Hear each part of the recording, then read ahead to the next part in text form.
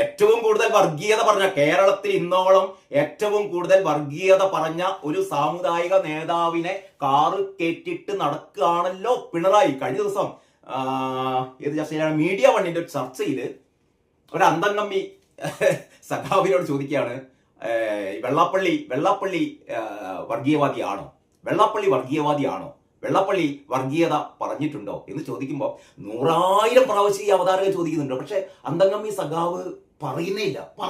കാരണം പറഞ്ഞു കഴിഞ്ഞാൽ ഈഴവന്മാരുടെ വോട്ട് പോകുന്നതാണ് ഇയാളുടെ വിചാരം. ഇവരുടെയൊക്കെ വിചാരം എന്ന് പറഞ്ഞാൽ വെള്ളാപ്പള്ളിനെ കൂടെ കൂട്ടിയാൽ ഇവിടുത്തെ ഈ ഈഴവന്മാര് മുഴുവൻ പിണറായിക്ക് വോട്ട് ചെയ്യുന്നതാണ്.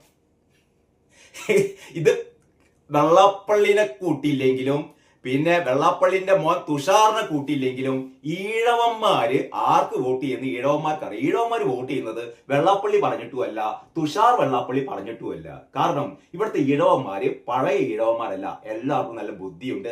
അവര് വളരെ കൃത്യമായി വോട്ടുകൾ ചെയ്യാറുണ്ട്. ആ വോട്ടുകളൊക്കെ ആരുടെ പെട്ടിയിലേക്കാണ് പോകുന്നത് എന്ന് ഇക്കഴിഞ്ഞ ലോക്സഭാ തെരഞ്ഞെടുപ്പിൽ ആലപ്പുഴ മണ്ഡലത്തിലെ ആ വോട്ടിംഗ് കണക്കൊന്ന് നോക്കിയാൽ തന്നെ നിങ്ങൾക്കൊക്കെ ബോധ്യമാവും. അപ്പൊ ഞാൻ പറഞ്ഞുകൊണ്ട് വരുന്നത് ഈ